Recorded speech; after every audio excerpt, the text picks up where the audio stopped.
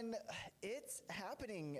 As of midnight last night, 45,000 dock workers may have a huge impact on the 3 million truckers in the United States. The question is, will the port strike be a boom or bust for trucking? Let's find out. Hey everyone, and welcome to the podcast, Caution Wide Right. I'm Luke, your host, and this podcast brought to you by Compliance Navigation Specialists. Today, we're going to dive into everything that we know about the port strike, who's it affecting, how long will it might go, what's it going to really do for people at home, but even especially, how is it going to affect you, the truckers, on the short term and in the long term. So we're going to dive into everything here. Really, as a recap, tens of thousands of dock workers have gone on strike indefinitely. Maybe it's a week, maybe it's 2 weeks, sort of the underlying assumption, 2 weeks. But it could go for a month, it could go for 2 months, go into the new year. We're not really sure. They're on strike indefinitely, happening right now at East Coast and Gulf Coast ports, threatening significant trade and economic disruptions ahead of the presidential election, which is only a month away, and the busy holiday shopping season. So members of the International Longshoremen Association, or ILA, walked out midnight last night at 14 major ports from Maine to Texas, total of 36 ports overall from the East Coast and Gulf Coast. And this is the first time this shutdown has happened in almost 50 years. The strike involves the 45,000 dock workers and really affecting about 50% of U.S. seaborne imports. And in fact, right now on the seas, there's 147 vessels coming to those ports.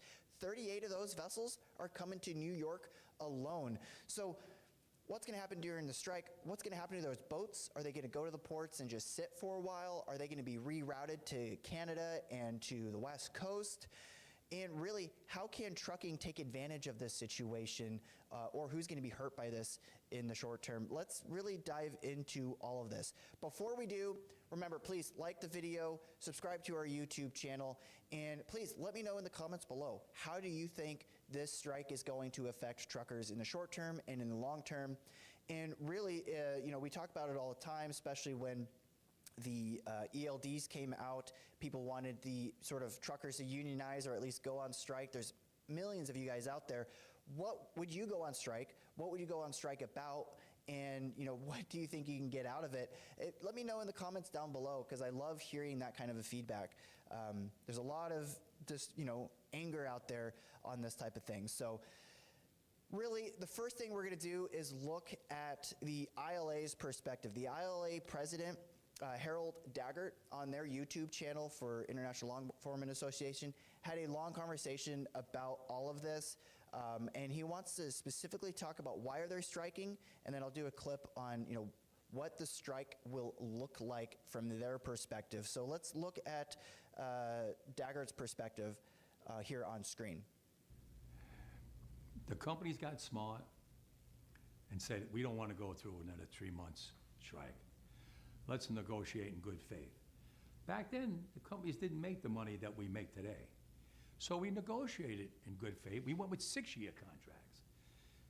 And we got $1 raise, $1.50 raise for 6 years. It was great. It was a lot of money compared to 80 cents for 3 months. But today's world, it's changing into the future. They're not making millions no more. They're making billions. And they're spending it fast as they make it. I want a piece of that for my men, because when they made their most money was during COVID. When my men had to go to work on those piers every single day, when everybody stayed home and went to work. Not my men. They died out there with the virus. We all got sick with the virus. We kept them going. From Canada to Maine to Texas, Great Lakes, Puerto Rico, now the Bahamas, everybody went to work during COVID. Nobody stayed home. Well, I want to be compensated for that. I'm not asking for the world. They know what I want.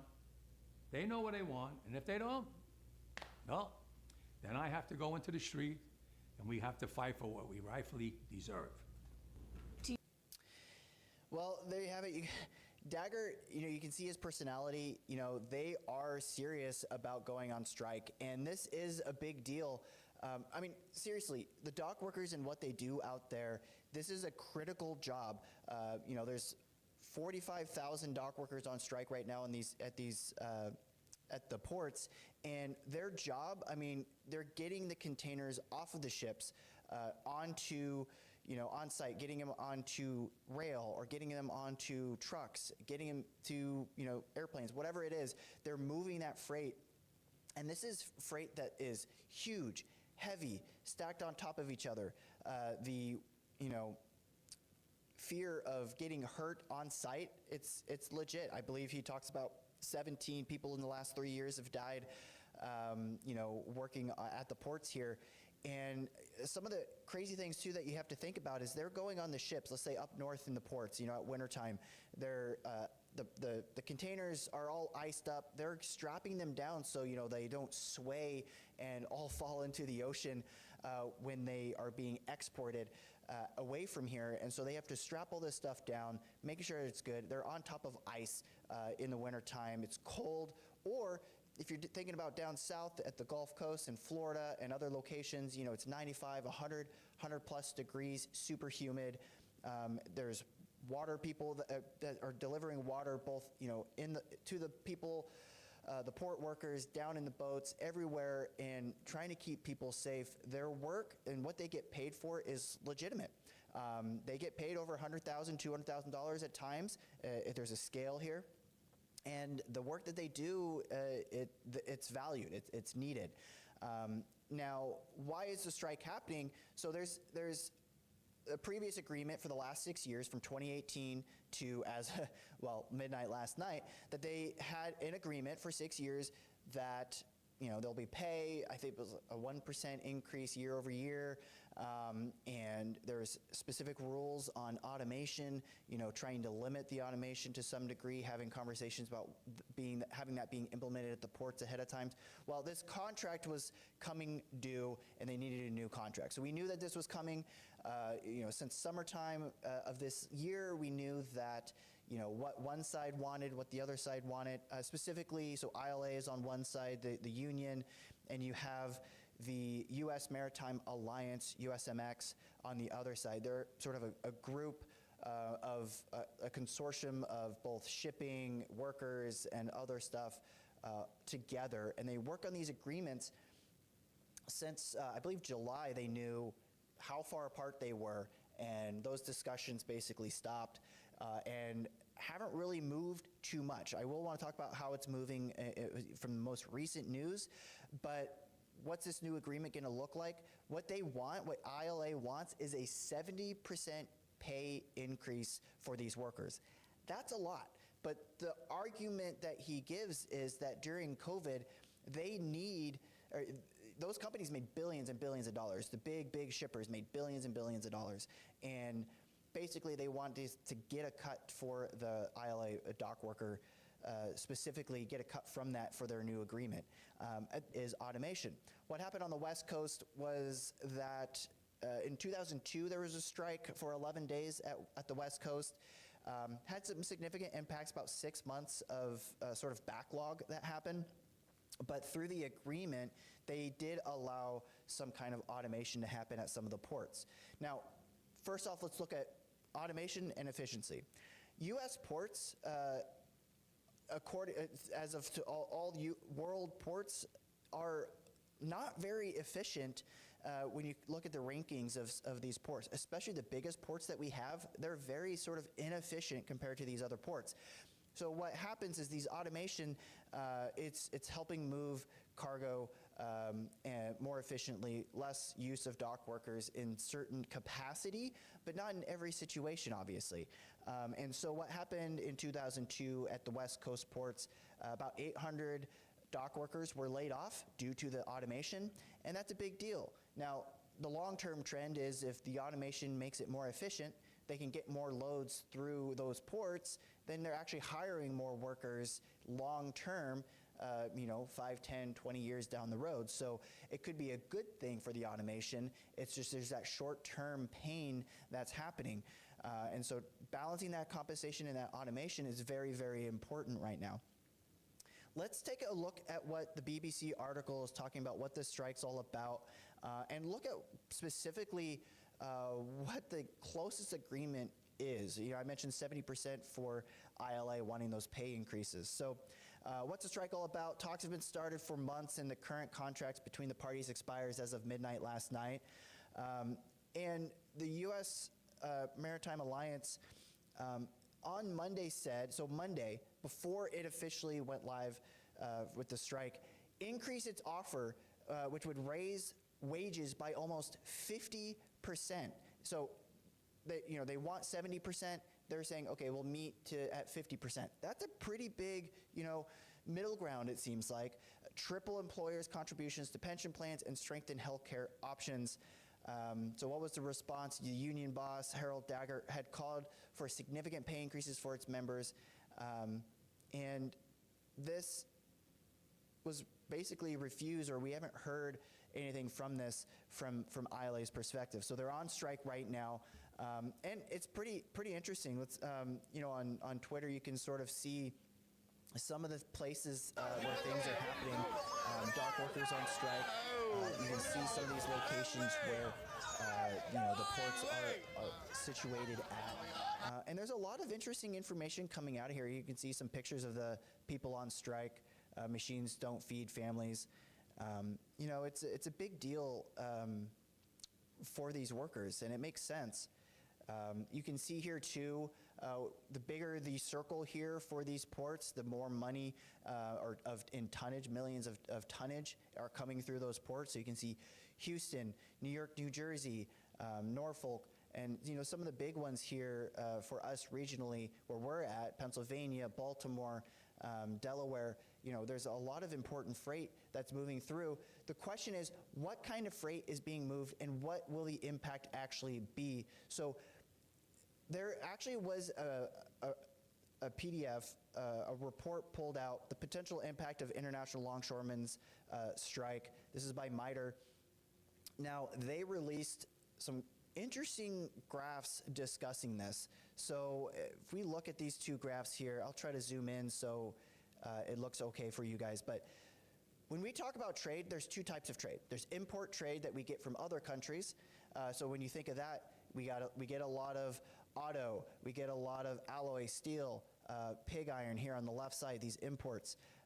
We get tin, we get cocoa beans, and again, a lot of the stuff that we need for manufacturing, especially on-time manufacturing where they need the stuff right away, is for the efficiency for manufacturers.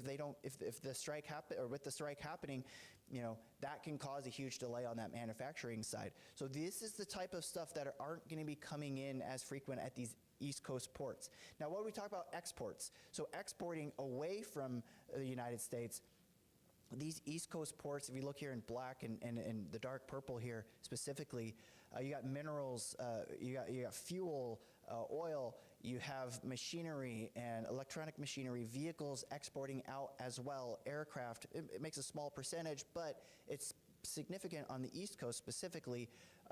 And what we don't see specifically high up on this list is food. And so you'll hear a lot of the news about, hey, bananas aren't going to be imported in. There's going to be a shortage of bananas. Maybe the bananas will go up in price. But really, if you think about the short-term piece of this, we shouldn't see much of an impact at the grocery store. Now, if you're looking to buy a car and something specific, then there could be a little bit of a delay, especially if it's a Asian or European automaker. Then there could be a delay in the time, or there could be an increase in the cost due to the shipping costs. Now, the other side of the situation here is that we've known that this strike could happen since the summertime, and basically the retailers have prepared.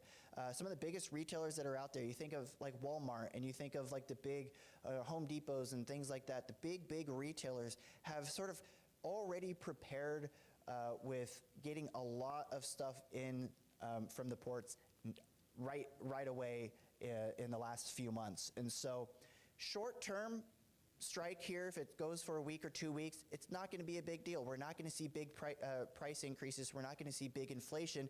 These companies can sort of suck up the costs that these increased rates will happen when they have to move the freight differently. So short term, this isn't a big deal. It's when the strike goes on longer than that sort of 2-week window. If we see it approaching, the election, November, that's when it's going to start being a big deal. That's when every day people are going to start seeing things happen. And the other piece that we want to remember here is that for every week of a strike, that's a month of backlog. So at the ports. So it takes time. Stuff's going to be sitting at the ports, and the different rail system and the different paths that the trucks go through, all of it's going to start getting backlogged. And if the strike goes 2 weeks, 3 weeks, you're looking at months. If a quarter, you're looking at the beginning of the new year where this backlog is going to happen. And so the longer it goes, the worse that sort of long-term effect with what's happening here. In this, you can see here too, the port strike is going to change where this freight is going to be delivered to the port. So instead of going to the East Coast, maybe they'll divert up into Canada. So truckers, hey, maybe you're going to be getting your Canadian authority, which you can, if you need help with that, what do I need to do to get my Canadian authority and be able to go into Canada and get loads and bring it back to the United States? Come check out cnsprotects.com. I have a whole article breaking that down. We also have a video that we talk about all of that. You can go to our store, cnsprotects.com/store, and get sort of situated right away and get help you understand what you need right away to get those loads from Canada into the United States. That's an area that you can have that sort of short-term effect here. Now, they could also divert that to the West Coast, and so West Coast truckers are going to see, they're going to be more need for truckers for those loads. Rates should increase over there, and they're going to be bringing it over here to the East Coast. But what's going to happen here at the East Coast is if you're used to transporting these and used to going to the docks or used to transporting from the farms to other locations, there's going to be a pause here, and there's going to be a lot of truckers that don't have freight to move, and so you're going to see those freights locally or regionally here on the East Coast and the Gulf Coast probably drop short term. And do you sit for a while? Do you again go up to Canada? Do you go to the West Coast? If you're a long haul trucker, that can happen. But if you're regional or in-state trucker, you'll have so many situations. So how can you take advantage as a trucker at a local place? Well, a lot of that is going to be, there's going to be more needs for flatbeds. Hey, maybe they can get some of these off these containers off the ships. Maybe they can get to rail in some situation. There's going to be a need for sort of flatbed truckers to get these containers to different locations. So you might need to switch the type of trailer or the type of vehicle you're using. Which leads to, if you are a trucker right now and you are not a trucker yet, but you're thinking about getting into the trucking industry and want to get your CDL, here at CNS, we help you get your CDL. We have a CDL school here in Lidditz, Pennsylvania. Both at our CDL school, we do Class A CDLs for big trucks, but we also do hot shot. So if you have your F-150, F-250, and you're hauling with a trailer, we recommend getting your Class A CDL so that you have more opportunity. If you go overweight, then you don't have to worry about, a DOT number and all this stuff. You have your Class A CDL to manage this process as a hotshot trucker. So check out this video about our hotshot program here in Lidditz, Pennsylvania. CNS Driver Training Center is the first one-on-one CDL Class A hotshot proficiency program approved by the Pennsylvania Department of Education. We even may be the first in the United States. If you're watching this video, you're probably already thinking about starting your own hotshot business. And our one-on-one CDL hotshot training program was designed with that in mind. Our trainers will focus on your need as a hotshot hauler. There are 5 major benefits from going through our CDL Class A hotshot proficiency program, and most current hotshot haulers would agree. 1, you have more flexibility in what you haul and is much easier to get hired. 2, you can drive any vehicle over 26,000 pounds or haul a trailer with a GVWR of 10,000 pounds or more. 3, you can take jobs with heavier loads. 4, you can learn what you need to know about hotshot, not semi-trucks. And 5, you will be in a much better position to avoid expensive DOT fines. Our 101 program is tailored to your needs and offers a much better learning experience, eliminating large groups of students where you can't see, you can't hear, or ask questions, and you're waiting in line to drive. In addition, you are saving 30 to 70% compared to other big CDL schools. As a new business, we may even be able to put you through our company contract program. We're all about training high-quality CDL drivers in a better, more cost-effective way. If you have any further questions about our CDL school diploma program or work for a company and want to learn more about our contract training, give us a call at 717-496-9145, or you can email us at support@cnstrains.com, or you can just fill out the form below and someone will be in contact. Keep on trucking. Yeah, well, there you have it. Here at Compliance Navigation Specialists as well, we help with all types of things, proactive safety management, driver training, trucking, commercial trucking insurance, our CDL school, of course, drug testing, and so much more. We handle sort of that one-stop solution for your owner-operator or fleet needs. And now, what I want to go back to is Daggert's, the president of the ILA, and his perspective of what the truck or what the port strike will look like from his perspective. Again, we're going to go back to the video from the ILA that they posted 3 weeks ago on their YouTube channel, and we're going to take a look at his perspective, and we're going to end with sort of his video on really taking a look at how serious he is about this strike. So let's check this out. To Texas, every single port will lock down. You know what's going to happen?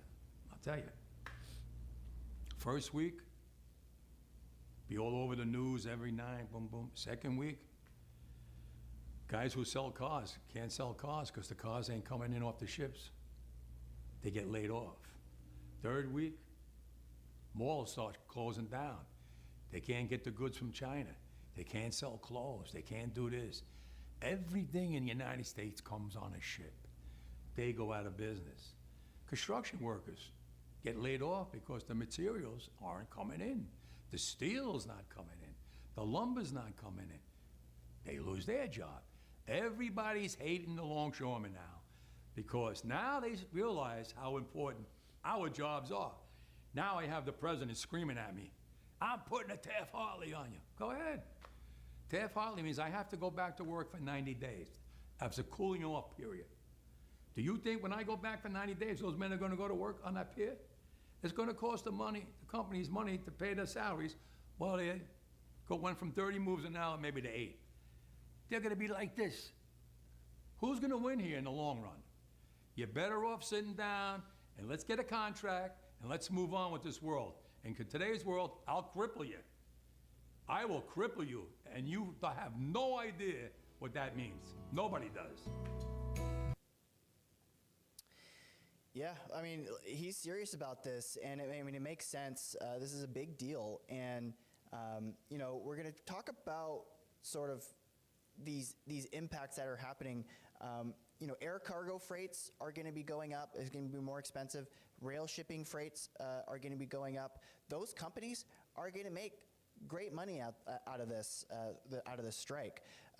Short term, that's a good thing for them at least. Trucking, again, you got to be able to bounce around. It can be a big negative impact regionally, and so we got to find ways to adapt and change and maneuver with this. But the big issue here that we have to think about as well is macroeconomics.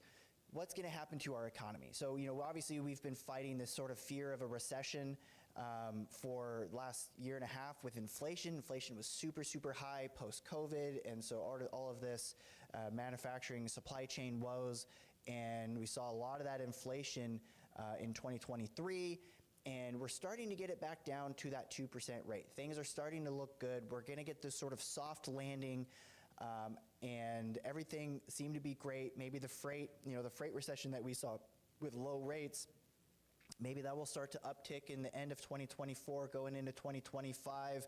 Things were looking good. This port strike, if it lasts longer than that sort of 2-week and a month-long time frame, this can be a huge deal macroeconomically. We're looking at, if this happens longer than a month, you're looking at like 1% of our GDP will drop. So we were projecting about 3% increase in our GDP. That's fantastic, is where we want to be. Drop that back down to 2. If it goes longer than that, drop that down back to 1%. And then this, again, approaches that fear of recession.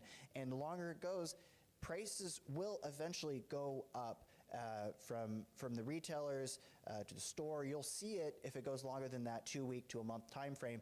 And that means inflation. Inflation will spike again. What will the Fed do? Will they quickly drop the interest rates and sort of help the economy put that, chug that new money into the economy and sort of help prevent the worst outcome of this? Or what? We're not 100% sure, but there's going to be this transition that happens, a new wave of fear of inflation in 2025.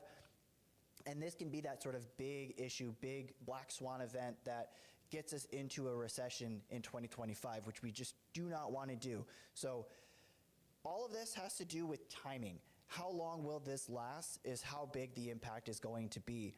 Now let's get a perspective from a Bloomberg article here on the gcaptain.com Bloomberg article, where the shippers' perspective of what they're announcing to their people. So MSC is the biggest company here.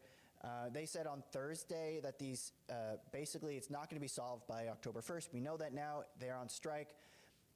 And booking adjustments, including roll to other vessels or cancellations, may be needed, they said in their advisory. The Geneva-based company said that it will continue to accept requests for dry cargo services while reserving the right to not accept new refrigerated bookings. Yes, obviously the refrigerated loads, they're more time sensitive because cold storage, needing to move them, sort of they got to get sold so that they don't go to waste. They're saying we might not even do that. And so it's going to be a big deal. Where are they going to be stuck? Where are they going to be stuck at? Refrigerated loads is going to have a big impact here. And that's according to the shipper.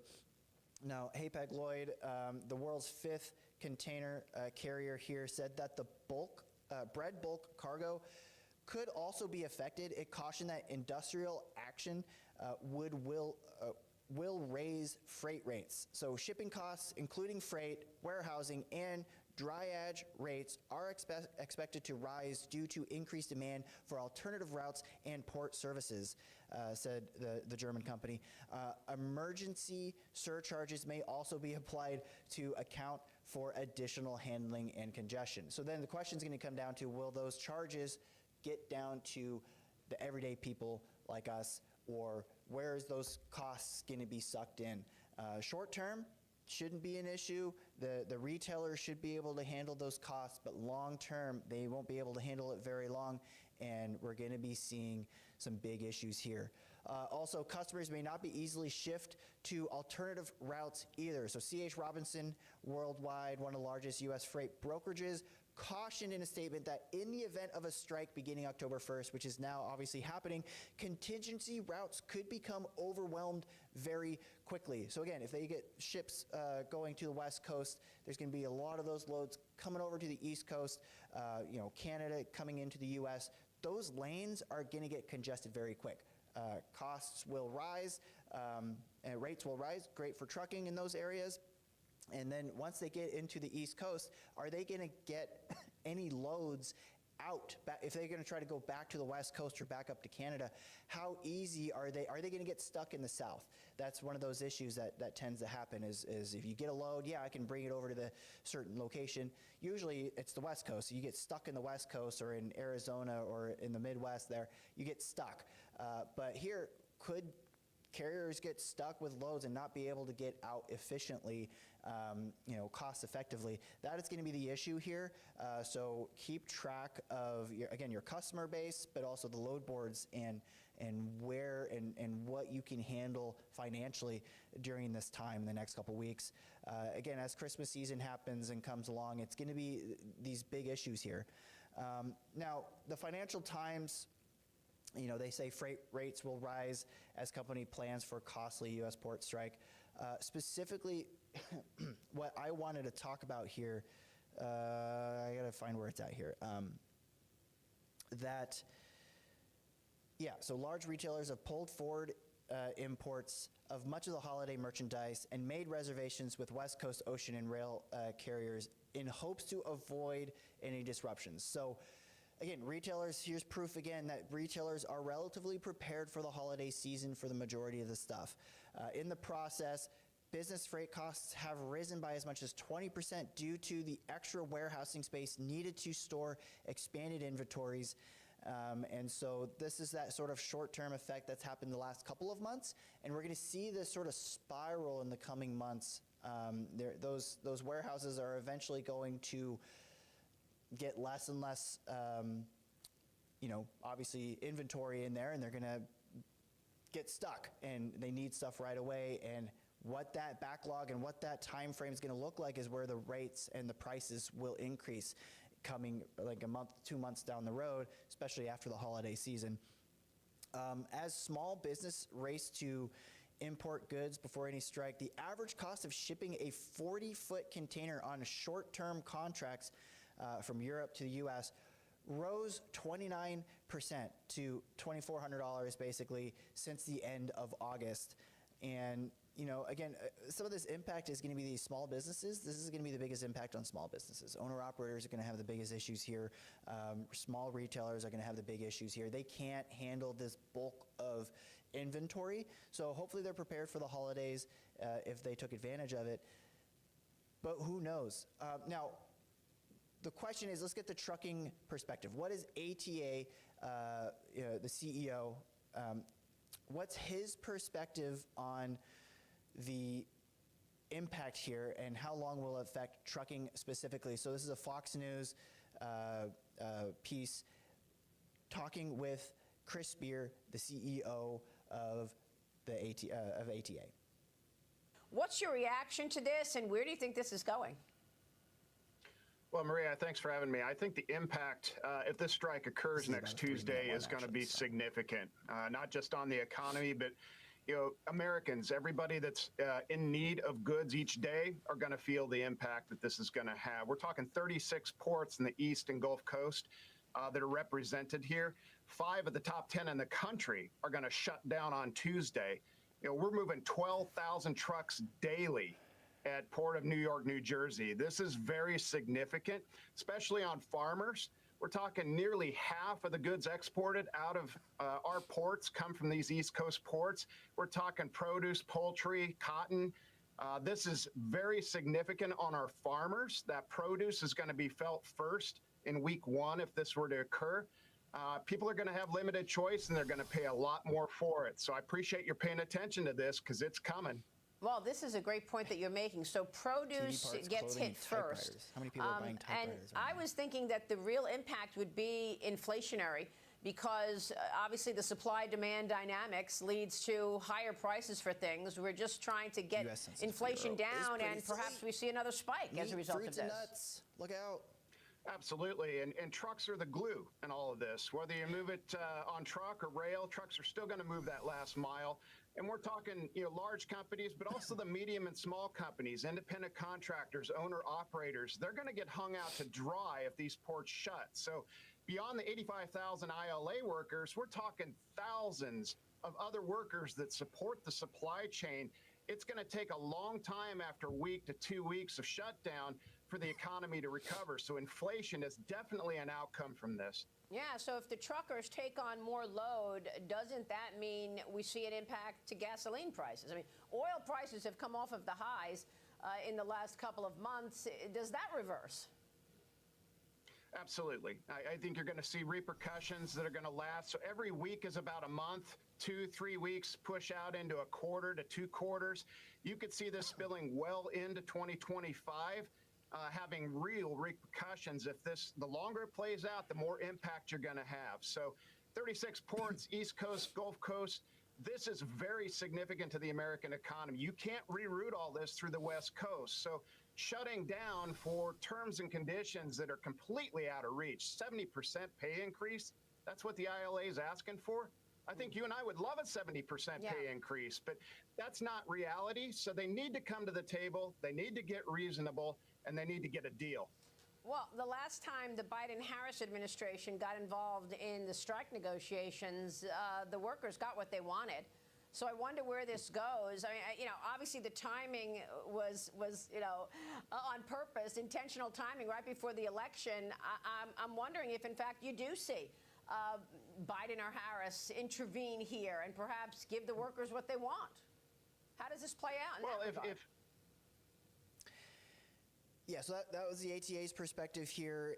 And, let's talk about politics a little bit, just a little bit. We'll talk about what's happened in the past with previous port strike and, have presidents stepped in before, and what could President Biden or, the future president, what kind of outcome could this happen politically? So in 2001, 2002, that 11-day port strike shutdown on the West Coast. This was during George W. Bush's time. You'll probably hear things about the Taft, sort of agreement or whatever, where they are allowed to basically, the president can submit an executive order and force these workers back to work for 60, 80, 90 days, basically to try to get that agreement going again. We heard previously with Dagger, with ILA, that even if they are forced back to work, maybe their efficiency is not going to be 100% during those 90 days. So, even forcing them back to work, you'll have some potential gain, but that backlog that's going to still be there, it's still going to be a slog getting through it, depending on how long it is. Now, so George W. Bush, I believe, further back in time, another Republican president stopped the port strike. But now, looking at President Biden, we all know he's a big union guy. He's sort of been on the lines with them before, and is probably unlikely to get involved with this, at least in the short term. Sort of, again, that 2-week window. So while in the back rooms, President Biden has basically said, hey, get a deal done, he's not going to step in. He wants them to make this situation resolve itself, unless it's going to officially affect the economy in a big way, politically in a big way. That's where, after this 1 week, 2 week time frame, there's going to be so much pressure on things to happen for this agreement. If the ILA gets sort of stuck in their ways of only wanting what they want and not meeting in the middle of any way, then we can see the president stepping in, submitting an executive order probably 2 weeks from now, in the middle of October, maybe the 3rd week of October, but definitely before Halloween, because Harris doesn't want this for her running for president. Trump's going to make a big deal about this, as never happened. I'll make a deal with this. So there's going to be a lot of pressure politically for something to happen. And so this 2-week window is probably what we're expecting. So as a trucker out there, that's sort of the assumption I would walk into this. Can you handle the 2 weeks from now moving into this? And then start getting serious. Prepare yourself. If it does feel like it's going to go longer than that 2-week time frame, prepare yourself. What are you going to do? Because things are going to change, and it's going to be a big deal. There is even some news. So on Twitter here, where is it? There was news here where people have been on strike, and there has even been, let me see it.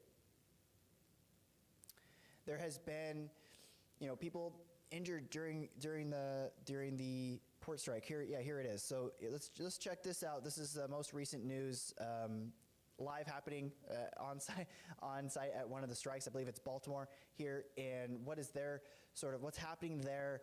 Sort of get their perspective in this news piece from Fox 5, and then sort of talking about someone getting injured and what this looks like. Again, there's going to be a lot of sort of fear, especially on social media, about what's happening. Short term, it's going to be okay, but long term, there's going to be a lot of negativity that you're going to see on social media about all of this. So prepare yourselves on that as well, but here's one perspective.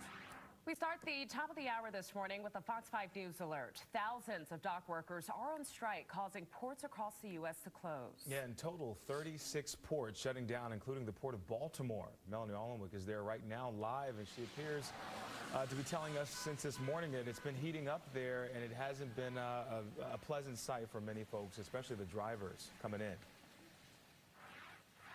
That's right. So for some people, I think it might have been a bit of a surprise. However, this has been in the news that it could be happening for a few weeks now. So you can see the picket lines behind me here. And this is the main entrance to the Port of Baltimore, the Dundalk Terminal. And you'll see they're walking around the picket lines in circles. Now, Baltimore police were here earlier reminding the picketers that they cannot block the entrance to the port. The longshoremen walked off the job at 12:01 a.m. There was confusion and anger as picketers initially tried to stop trucks from entering, and it did turn violent. I come here for 7 years. I pulled trash and the debris out of here for the Port of Baltimore, and the officer told me to come back and go in there to get out of my way, and they attacked me and broke the windshield and lacerated my face. Look at it. Now, we don't know exactly what happened. The union members said the truck hit one of the picketers as they swarmed around it. We did see an ambulance come to assist, and we know that that gentleman did speak with police officers. Again, we'll let the authorities sort out exactly what happened there. Now, 45 members of the International Longshoremen's Association, I'm sorry, 45,000 members. That's a big difference in a number, isn't it? They have all been asking for a 77% pay increase over 6 years and a ban on automation at their ports, a threat to their jobs, they say. Now, most retailers stocked up on goods prior to the strike, but if it lasts more than a few weeks, supply chain experts say it's consumers who are going to feel the direct impact of higher prices and product shortages, especially for things like fresh fruit, coffee, and cars. The U.S. Marine Alliance, which represents the ports, said it offered 50% pay increases and an agreement to keep current limits on automation, in addition to increased contributions to the retirement plans. But apparently that was not acceptable to the union members. We don't know what the next steps are in terms of the negotiations. Now, we do want to let you know that West Coast ports do remain open.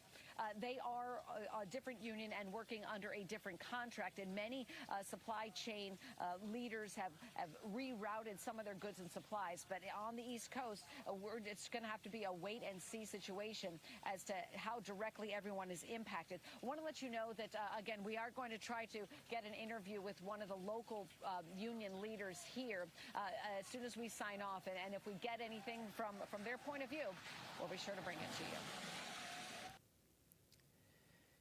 Yeah, so it's interesting. It's going to be interesting to see what happens in the coming days, in the coming weeks. I always say it at the end of all my videos, stay safe out there. This is very, very important because you're going to see people blocking, trying to get into the ports. Jolene, our VP for our driver training school, talked about going to the port one time, and it's just a big process here, and they're going to be stopping people from going in, trying to get anything in and out of there. And so be safe if you're going to the ports, or be safe if you're on strike. Again, let me know in the comments, how will it affect you? Because we're gonna take a look at a CCJ article here about there could be some opportunities for the spot market carriers. And again, really the idea is that if it goes longer than those 2 weeks, finding that spot market opportunity in the long run. And so, excuse me, we're going to scroll down here and take a look at this. So, yeah, right here. So, by and large, Other than this threat of a port strike, supply chain glitches have largely resolved themselves from data both Census Bureau and Eurostat showing that the percentage of manufacturers citing raw material shortages as affecting their capacity utilization has fallen back to pre-COVID levels. So that's good news from the previous information. The Longshoremen Union in North America is warning with United States Maritime Alliance, again, talking about this strike that's happening in the short term.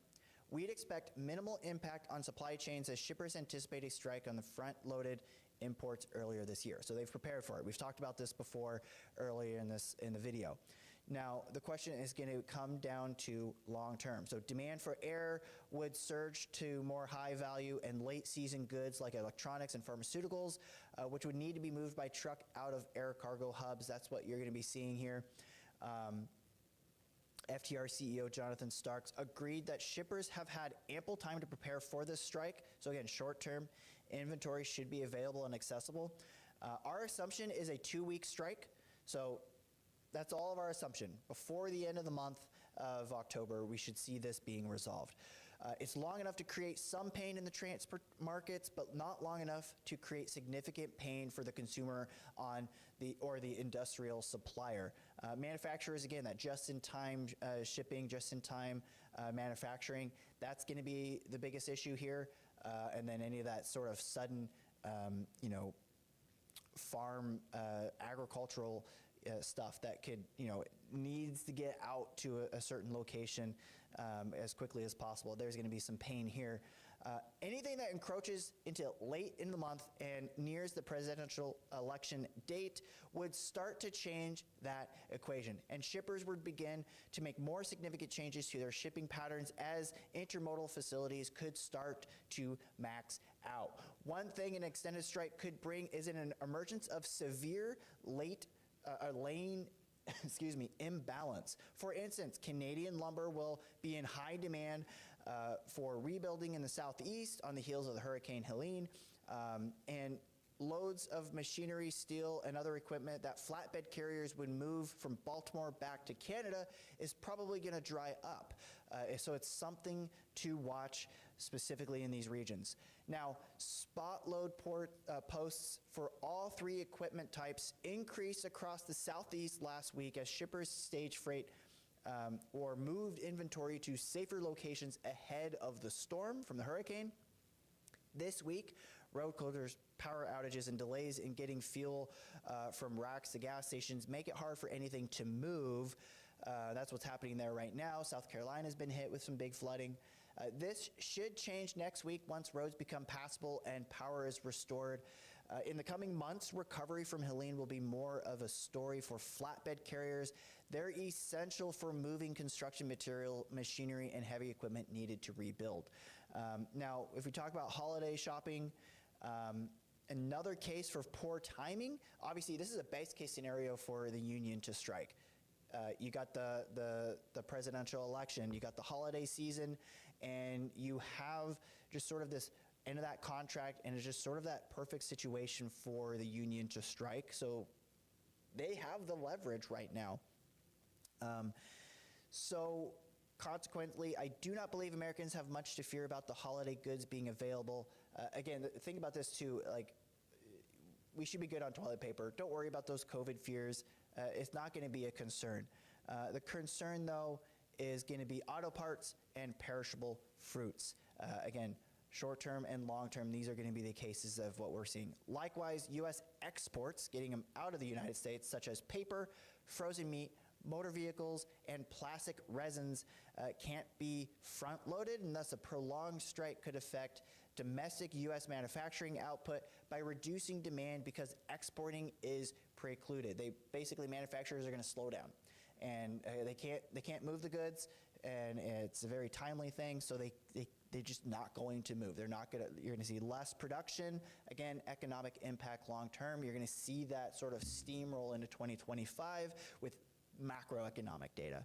So there you have it. We sort of covered everything here on the port strike. It could be a good thing for truckers in certain regions. It's going to, and especially certain types of vehicle or trailers that you have. It's going to be a big deal if it goes longer than 2 weeks. A negative big deal if it goes longer than 2 weeks. So prepare yourselves mentally. Keep an eye on the spot market. Be prepared and understanding what customers and shippers are saying. Where are your contracts at? Making sure those are set in place during this biggest pain point of October and potentially throughout the end of 2024, and be prepared for what's coming. Regardless, here at CNS, we recommend, again, all this sort of mindset of proactive safety management, being proactive in your freight loads and contracts and money. We preach proactive safety, and we can help small owner-operators all the way up to 100,000 fleet carriers with their safety programs. It could include fuel tax management. You know, that's a big deal, and an annoying task to do. Getting those from, you know, data from your ELDs, and then making sure everything matches, and getting that stuff quarterly, IFTA, fuel taxes and stuff in place and ready to go. Also licensing, what you need to get in place for new type of vehicle in different states, different regions, especially into Canada. We can help you with this process. So check out both cnsprotects.com, cnslicensing.com. If you need help with commercial insurance, if you're about to come up for renewal, or if you're looking to shop, we have a big opportunity right now with a new market. We're not going to share it too loudly yet, but there's a huge market that we're approaching, and in the next couple weeks, we're going to be diving into this. This is going to be a big deal to sort of beat Progressive rates. And so if you're in Progressive and you hate Progressive and you want to switch, or if you're in another, you have another insurer and you want to switch, there's a big opportunity right now. So if you have your renewals coming up by the end of this year, going into January, let us shop you around. We can probably get you in about 17 different states for this new opportunity. And also, if you are, you know, box trucks and other things like that, we have some interesting markets right now where we can shop your rates at more affordable rates. So you can go to cnsinsures.com. We also have links down in our description. All the content that we've covered here in this video is also linked in the description down below. And as always, as we always preach, as I always say at the end of our videos, and I truly mean this, stay safe out there, and good luck.